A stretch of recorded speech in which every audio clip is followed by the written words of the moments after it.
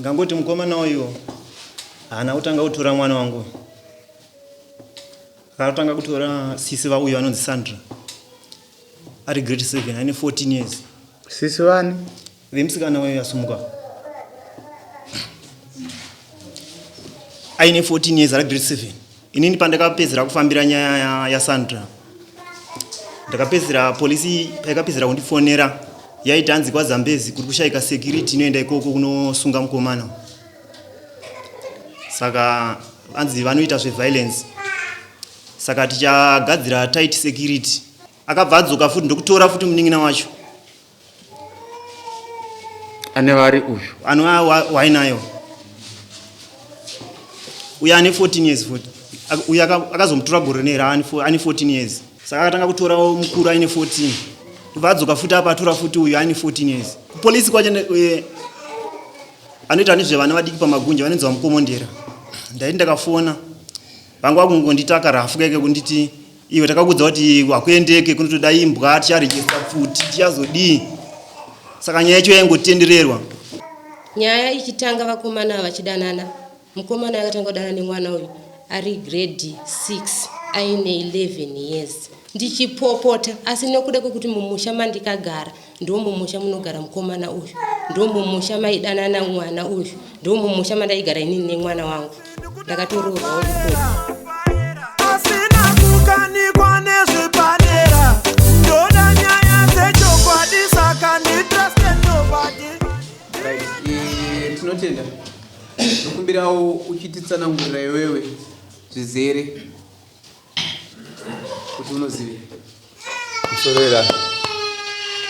Ndinokumbirawo kuzivawo kuti underage inenge ine makore mangani.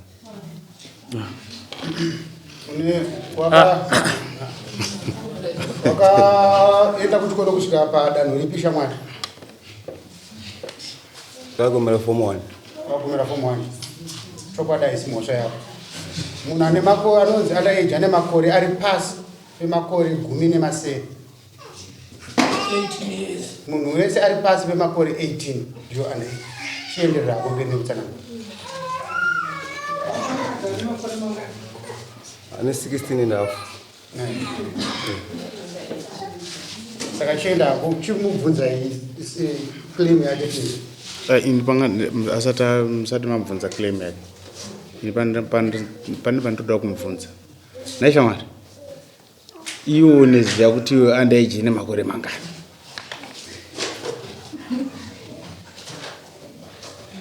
Handina zvandaisiya. Handina zvandaisiya. Ko anenzi mwana mudiki aneperera pamakore mangani?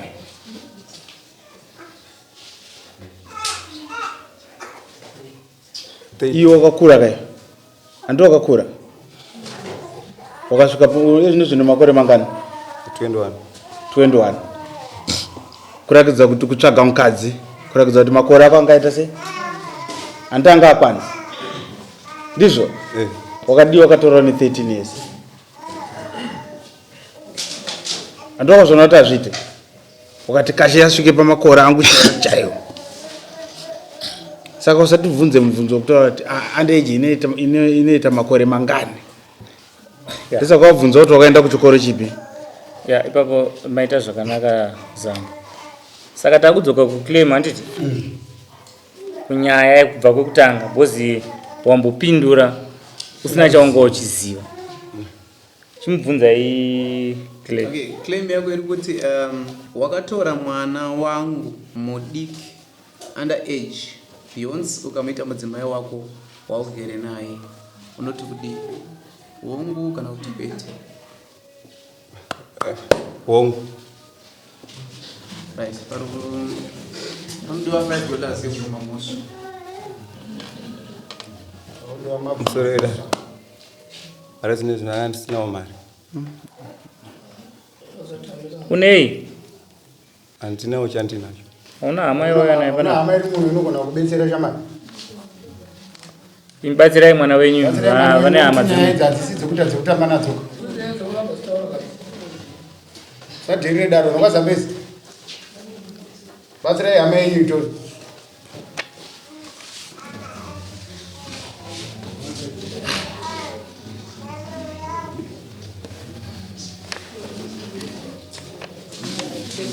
Pane kubuda. Eh.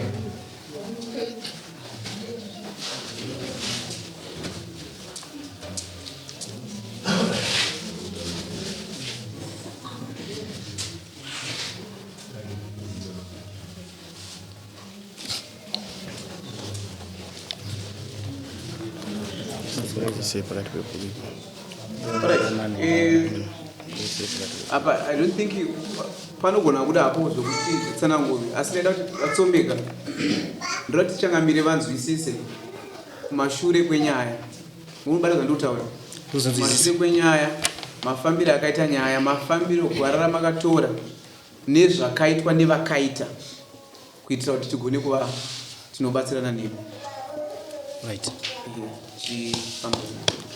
pamusoro yedare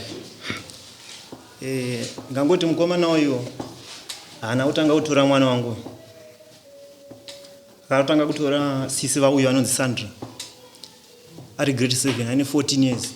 Sisi vani vemusikana wayo yasumuka aine 14 years ari grade 7 panyandara primary school. Tikaendesa nyaya idzodzo kupolisi tikanzi titore mwana, akaenda kuChinhonyi kuchipatara, tikadzosera mwana wachikoro. Nyaya dzacho hadzina kumbofamba, dzaingotsikwa tsikwa, hapana chakafamba. Hamene kubhadharana kwavaita. vaibhadharana nani? Naiwo wakomana kwaZambezi. Uyo asi wakazambezero ndiye aibhadharana nevakomana vakazambezi, aibhadharana nemapurisa iko. Taurai kuti vaibhadharana nemapurisa. Vaibhadharana nemapurisa. Ati zvadaro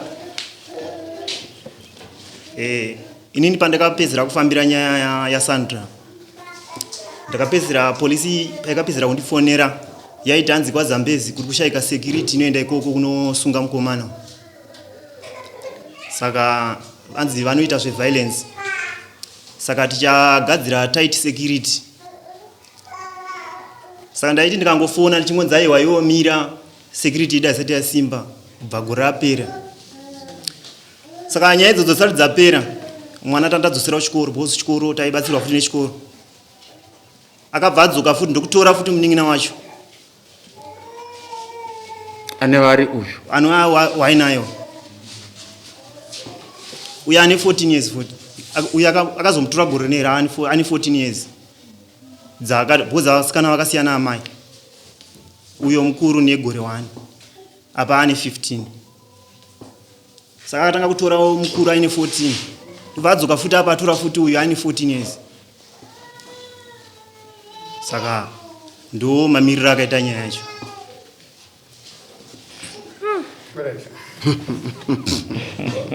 Vatsombeka muri kuratidza kuti muri kushushikana zvakanyanya nditi? Ndaida tombomudzosera chaizvo ndega bhozi ndashungurudzika nguva. Ndiri kuona kuti mune kubatikana kwamuinako. Kuuya kuno kupotera nditi? Tinoziva kuti zvinhu zvinoshungurudza nekubata. Kana isusu tese tiri kuno kutanzwa kutya tamerera nazvo. Nekuti haisi nyore kuti murume mukuru anogomerera kamwana kadiki diki. Haisi nyore. Zvinoreva zvakare angatadze kugomera pamwe anenge akanzva mutseka. Angatadze kugomera. Zvinongodzi regai dzive shiri mazai haana chino haana moto. Saka kuuya kwamaita kuno budisai pachena zvamurida kuti zvinge zvichiitika, nekuti apa ndinzwa kuti ngotsanangura maitikira zvakaita kusvika zvasvika pazvasvika. Ndomafambira zvakaita kupolisi kwacho hakuna chaifamba. Pane mumwe mupolisi amwe anonzi Gari anogara kumaraini kwedu. Gari kai Mavurere. Mavurere. Aitouya nekumba ibva nditi zoni ndiri kuenda kwaZambezi. Obva adzoka achinditi zoni ndiri kudzoka mangwana ndichizoudza izuva rekoti. Ndibva ndamubvunza kuti iwe koti inoitwa munhu achasina kubatwa here? Ebva akambonyepa kuti tamubata. Ndibva azodzoka futi akati aiwa hatina kuzomubata. Ndati ko iwe unotaura seizvo kuti uda kundipa date rekoti munhu asati abatwa. Saka nyaya yacho yaingoti kupolisi kwacho anoita nezvevana vadiki pamagunja vanonzi vamukomondera. Ndaiti ndakafona vangu vakungondita karafu keke kunditi iwe takakudza kuti akuendeke kunotoda imbwa ticharejesta futi tichazodii. Saka nyaya yacho yaingotendererwa. Asi pamaonera ndakaita zoratidza kuti iye gari wacho ndaakanobhadharwa ndobva azonopiwa mukuru wake. Ndo maonera ndakaita nyaya yacho. Alright. Makaitawo muono wenyuwo. Susu tiri vamwe wanditi. Isho. Umwe kwayazouya. Ngatibatsirane tidai. Ndine pandoda kuziva. Imakazoziva sei kuti mwana wenyu ari kumukomana? Kuti ndichibvunza kudai ndikubvunzira kuti pane here kufambiswa kwepfuma, pane here kuzozivanawo sekuti mukwasha kana kuti kudii zvakanyatsozofamba sei pamusoro edare. Hapana patinombozivana. Zvakangoitika nezvokutoti wekutanga uyu mukomana uyu mwana wamukoma wangu akatora sisi wake. Saka aiuya kumba ndo paakatiza nemwana uyu wechikoro. Ndobva tatsvaga mwana svika tamuona kwaari. Because iye ndiye munhu wataifungidza. Anyway, ndanga ndichinyanya kubvunzira kuti zvichida panenge pakauya munyaya. Aiwa hapana. Kuzozivisa ndo pane point yangu ipapa. Aiwa hapana taitotsvaga mwana tega. Kana zviri zvine chimiro chakadaro akaenda gore rino inopera Beyonce. Igore iro rineri ndinyatsorangara zvangu madata acho but ndezvegore rineri. Saka tiri kuda kuwirirana panapa takuda kutoisa nyaya yedu kujudgment because hapana chatiri kuramba chinyanya kubvunzisa. Tiri kuti akaenda gore rino handiti? Mwana wenyu ane makore makani? Ane 14 years. Ane 14 years handiti? Takuisa nyaya yejudgment. Nechekutaura.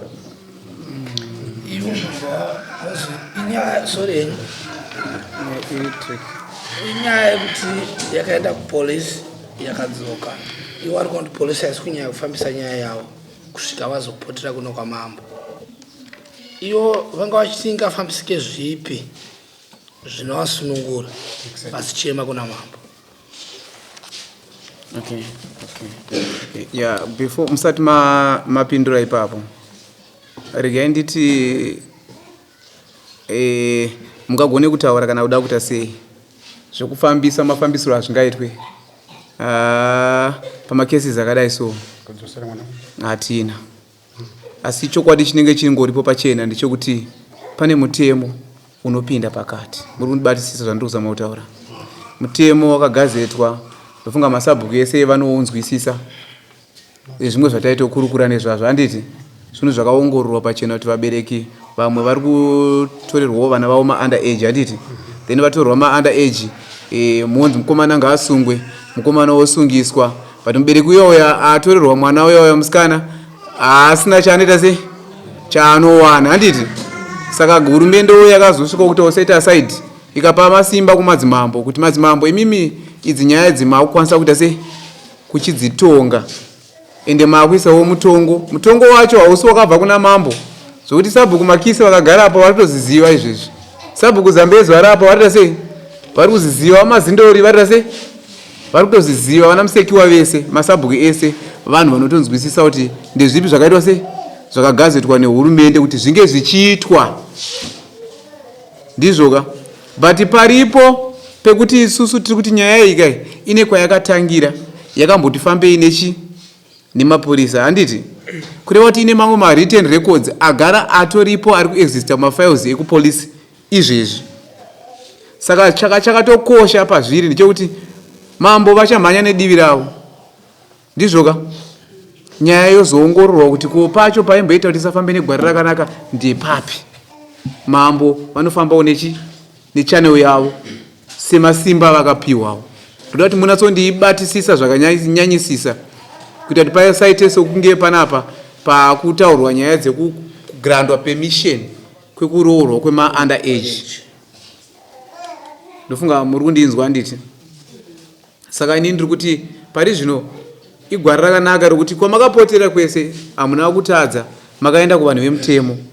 Of course makaona imimi kuti kune rimwe divi risina kufambisa nyaya yenyu mune zvakaita sei mune zvakanaka. Ende divi iroro zvakare shuwa raigona kukusiyaiwo muri paextend yekuti uyo atorwa aendeswa kujere asi nini mwana wangu futi adzoka ndagara naye pamba ndiri munhu wangu atakurana nemwana agere pamba asina atione zita rakashata nokuti mwana kana akambenga atotorwawo akutongoisa kuklasi isiri yonai. Saka dare ndo pakazogadzirwa mutemo uyo wokuti aiwa madzimambo vagone kuva vaine mamwe masimba ekutiwo iye mubereki akanganisirwawo avewo necheuviri chaanogona kuzoziva kuti azvishuwa pane mhaka yanga yakadai yakaparwawo ndakazotonhodzwawo pachipfuva pangu nezvinoti kufunga pari kubatikana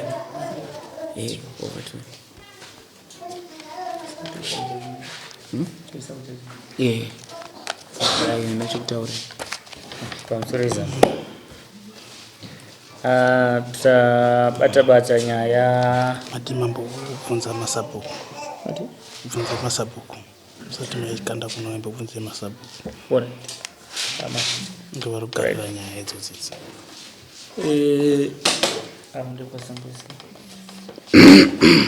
sabhuku zambezi tichikurukura nezvenyaya yekutorwa kwema-underage takawirirana makaisa mutongo wekuti kudii kuno kuwati 17 imasabhuku mune chisungo chamakaita makaisa mutongo wekuti chipa munhu anenge aita zvinhu zvakadaro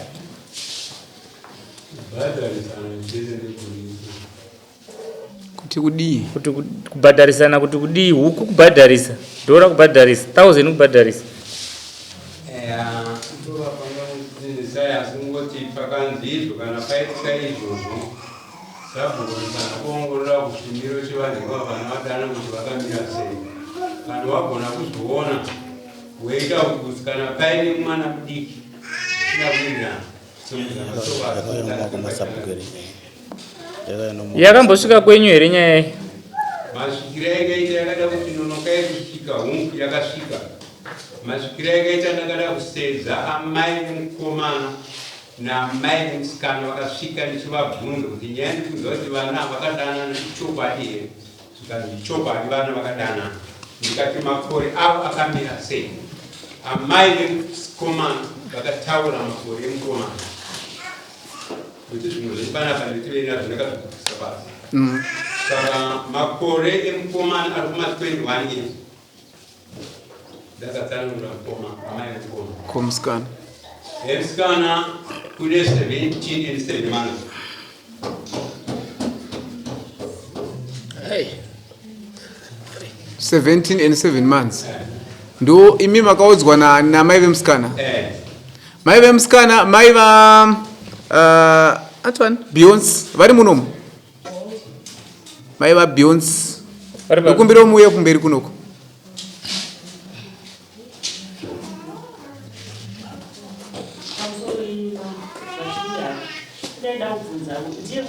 Garejo nyame. Garejo.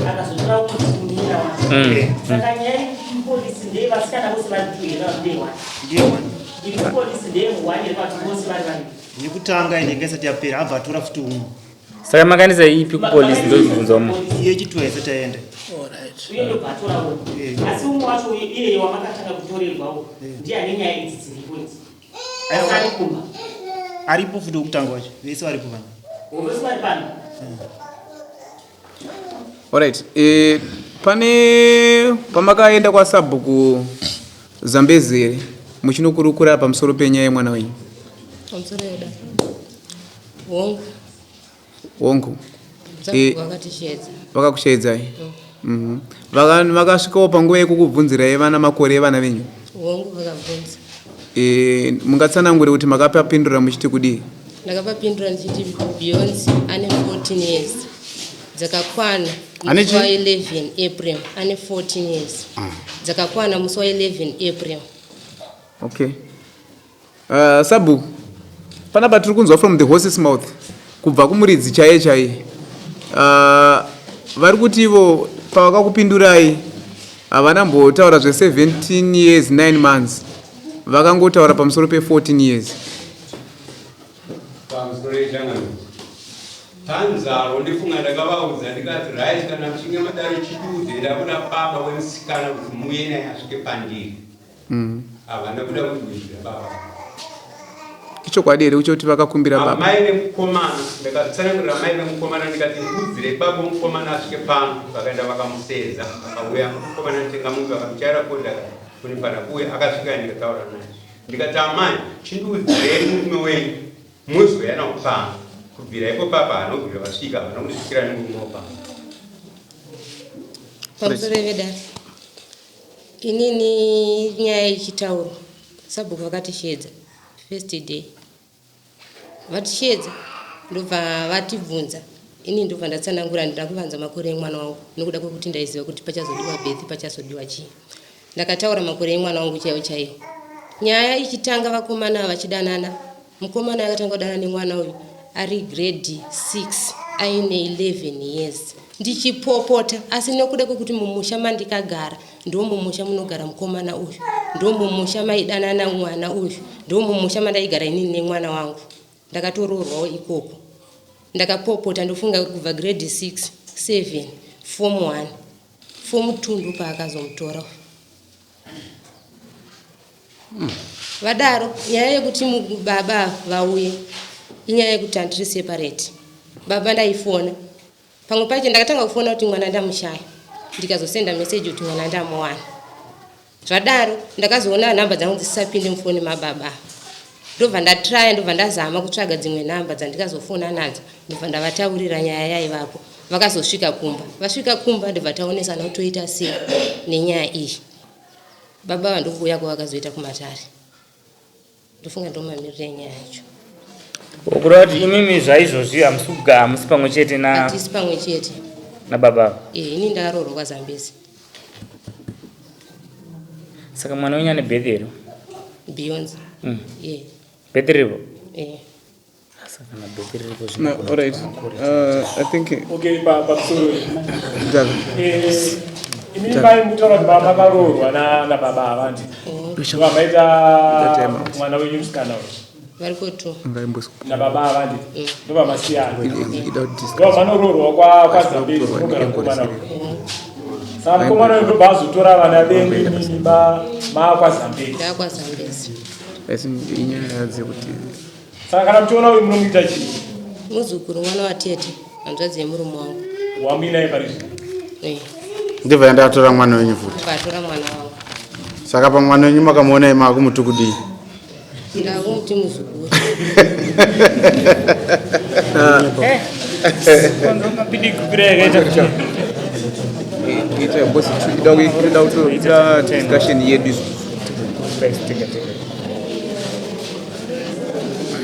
ndoite time out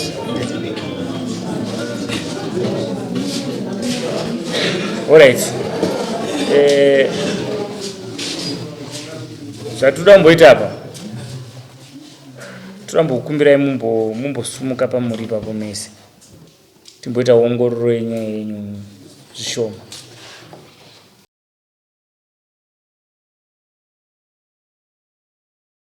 right panapa panga tichitonga nyaya yenyu panapa paita ndofunga panga pakuda kutaka kusanzwisisika kakanyanyisisa because paita vasikana vaviri panguva imwe chete ndizvoka saka panapa kuti zvinhu zvedu zvive clear enough takuda kuti tidedze futi takutopinda mune rimwe samoni kuti kesi yedu inatsonzwika payakaita sei payakamira zvakanaka ndizvoka right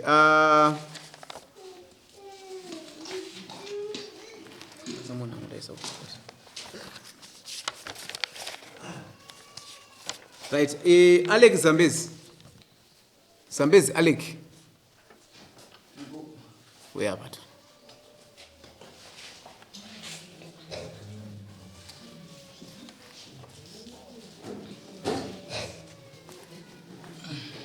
ndokumbira mumwe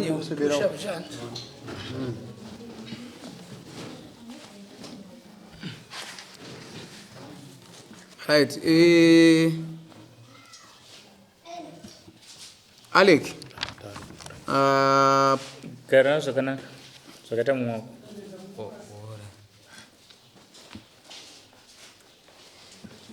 panapa takungo kushandisira because mangariro ako agara aripo kudhara. Saka isusu tiri kuti isusu James Tsomeka Mzemba versus Alec Zambezi. Claim yako iwewe Alec iri kuti wakatizisa mwana wangu achibva kuchikoro. Zova kuti mwana uyu underage zvakare. Uya mudare titese utitaurirane. Panapa ndoda kuti undipindure kuitira kuti ukandipindura then kuti vanhu vazonzwisisa chimiro chiripo chenyaya kuti chakamira sei uye zvakare dare rigone kunzwisisa. Right, claim yako iwewe iri kuti wakatizisa mwana wangu achibva kuchikoro unoti kudii? Hongu kana kuti kwete? Hongu. Unokudza dare shamwari yangu kumbira maoko.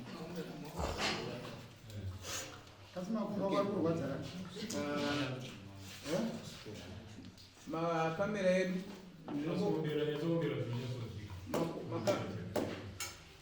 makamera yedu ndingokumbira kuti atisatsinangirawo mwana musikana ndokumbirawo simuke angonjengeswawo kwamakamera sekutaura kwamamboita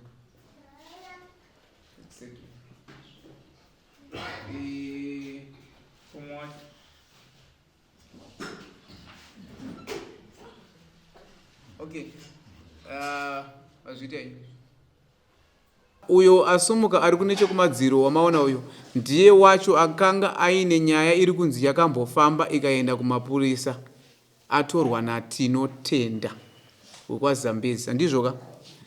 Naizvozvo mushure maizvozvo mudiki wacho ndio waakazonotora afterwards waakazoita mudzimai wake.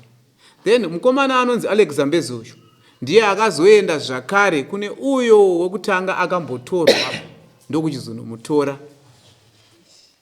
Pari kubatika pandiri kutaura ndoda kuti muve nelimelight yekuti mugone kunzwisisa kuti zvinhu zvatiri kutaura panapa zvakamira sei.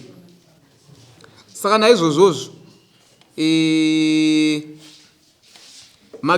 kesi yedu panapa sezvo iwowo wabvuma uri kubvuma kuti zvechokwadi ndakaita sei wakatora mudzimai handiti ndizvo? Pana kumanikidza kubvuma kana kuti pana kumanikidzira?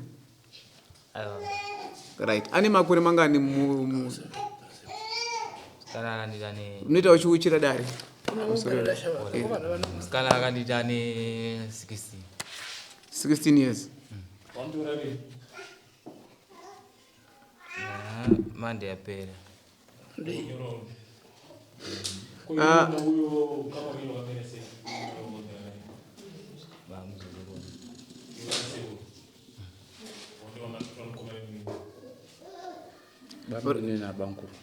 Alright, Vatsomeka mungatitsanangurirewo zvizerere. Hatikakubvunzai tinenge tichikuremedzai. Amai vari kupi? Amai vemusikana uyu ndivapi? Amai vemusikana mukuru ngavauya.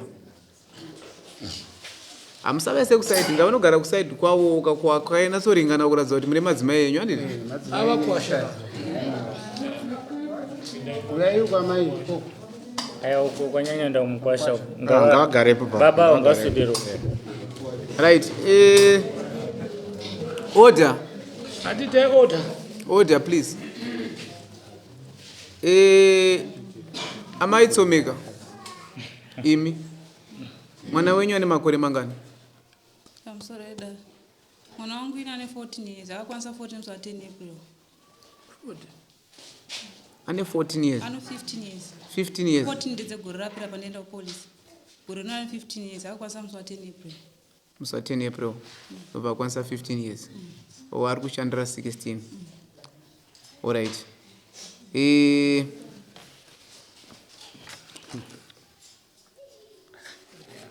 Saka kureva kuti kutsva kuvirika uku.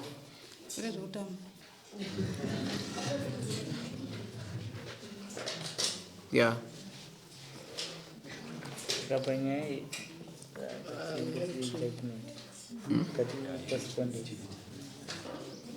Judgment. Ingada kuti verify kuti paipai vanhu vanobhadhara sei.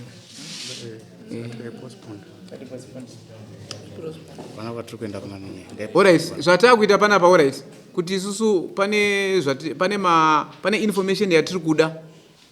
Yatoda kuti tigone kuti tive tinoitsvagisisa zvakanyanyisisa. saka isusu next court date trade isusu ririko musi wa sorry zvinza amai mwana unyane birthday amai mwana unyane birthday anaro next court tigirewo birthday remwana imimi toziziva kuti imhosva kugara nemwana asina birthday mhosva chaiyo tenderwi kuti mugare nemwana asina birthday mwana ane right yekuva nemadocuments right yechild right toda kuti next court ave tigira birthday remwana amai next court ite kuti birthday remwana rivenge riripo anditika vana ava ngavadzokere mudzimba dzenyu tiri kuada next court mapanzwisisa here ipapo ana amai muri kunzi vana venyu vachibuda mukati merino dare vari kudzokera mukati memaoko enyu muri kundinzwa zvandiri kutaura pari kunzwika havasi kuenda kwavanga vachimborarama vari imimi ndimuri kunochengeta vana ava modzoka navo panext court pamusoro wedare nibhotaura hongu zvamataura ndazvinzwa beyonce akanga atodzingwa kumba kwaaigara svondo rakapera izvo vakazouya zomangarwa nyaya iyi ichimangarwa kunoku iyo vakabva vazomudzinga saka vamudzinga kudaro musi wakaya samoni pamukaya nesamoni mangwana acho nekuswera mangwana acho mukomana uyu akazenge akutora beyonce futi akuronga ndizivi kuti vairongei saka mukomana uyu nabeyonce izvo zvinhasi vauya vese murodi handisi kukwanisa kuvatsura sekutadza kutsura kwandavaita kubva kudhara vachidanana. Alright, it's okay. Maira zvakanaka. Isusu panapa isusu mutemo mazuva ano ukaisa mumaoko emadzimambo handi muri kunzwisisa. Saka mambo ndo vamira kuti vanhu ndo vanoranga vanhu vanenge vaita hunhu hupi ihwo handiti. Saka vasikana vaya vari kupa sumukai toni imimi muchibva pano muri kuenda kunorarama muri maoko evabereki venyu muri kunzwika mapanzwaka. Saka ani nani anozoenda iye kuti ndakuenda kumba kwa homi wangu kwemufesi wangu kwemurume wangu imhosva pari zvino kusvika musi wa 22 muchidzoka pano munofanira kunge muri kurarama muri kudzimba dzevabereki venyu pari kunzwika ndizvoka tiri kuwirirana here asikana. Aiwa tisi kuti apa hapasi kuda kwokuti titi tiri kuwirirana here kana kuti asi chokwadi chiripo ndechekuti imimi its a must. Chinhu chiri pasi kana ndichokuda iso kuda kana kusada tiri kuwirirana kuda kana kusada munofanira kudzokera mumaoko evabereki venyu kana mati imimimi kumberi uku munefunga kuita zvenyu itai asi tiri kuti pakutanga kubva musibuda kubva pamusiwa mumwe nomwe naama yake tesangana musi wokoti kana wanga toenda kuchikoro unonyora matesti handi manguva yematesti inoyi